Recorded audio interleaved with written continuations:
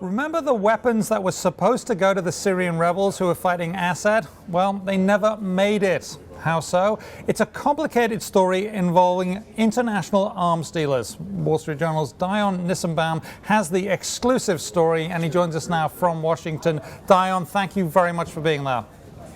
Thanks for having me. So this was sort of agreed on last summer, and then these arms never made it. Take us through what went wrong and how this is all part of the way that arms are often dealt on an international basis. Yeah, this is, as you said, a complicated story, but they're basically, the administration, the Obama administration, approved this plan last summer to provide a small amount of weapons to the moderate Syrian rebels, as they're called. But the program was slow to get off the ground. It was run by the CIA, and only a trickle of weapons was really going in. So there was a group of private Americans that said, hey, we're not doing enough to help these guys. We've got a large cache of weapons that we can provide to these guys, and let's see if they're interested. So they went directly to the Syrian rebels themselves and said, look, we know you're not getting the help you need. We want to jump into the void here and help you guys. We've got 70,000 AK-47s, 20 million rounds of ammunition. Are you interested? And they said yes. So that was where it sort of started.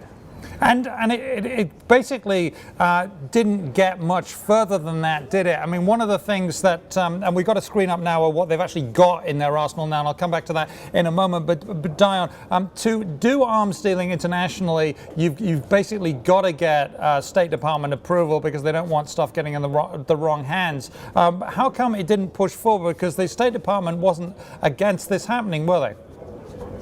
Well, we don't know exactly where the State Department was on this. Well, our understanding was that these guys pressed forward. They were trying to cut the deal. They were working things with some Middle Eastern nations. Apparently this was financed by a member of the Saudi royal family. And then as they were sort of trying to put the pieces in place, they had the okay from the Syrian rebels. There was kind of the surprise meeting, as they described it, in Jordan, where they said, the group said, that a member of the CIA, a representative of the CIA, came in and basically said, hey, what are you guys doing? This is our business, essentially, get out of it. And it was interesting because of the people involved in this. One of the main people organizing this was a former Pentagon Inspector General under the Bush administration, and he went on to become General Counsel for Blackwater Worldwide, the private security contractor that was fairly controversial. So there are a lot of moving pieces, and it seemed like, as they told it, the CIA basically came in and put a halt to it.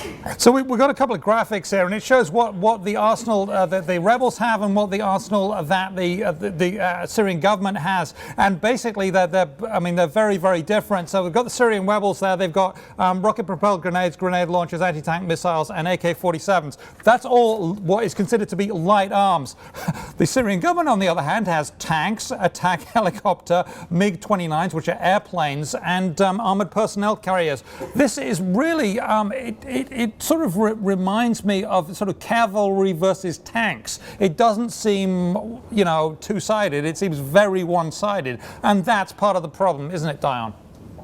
It is part of the problem, and the Syrian rebels were just in Washington last week making another appeal for these shoulder-launched missiles. They're called man-pads, that they're trying to change the balance the way that Stinger missiles might have changed the balance or did change the balance really in Afghanistan versus the Soviet Union. The U.S. administration, the Obama administration, is opposed at this point to giving these man-pads because they fear that they could end up in the wrong hands. You've got these extremist anti-American forces that are also fighting with the rebels, and they don't want those weapons to fall into those hands. So it's a very difficult game to play.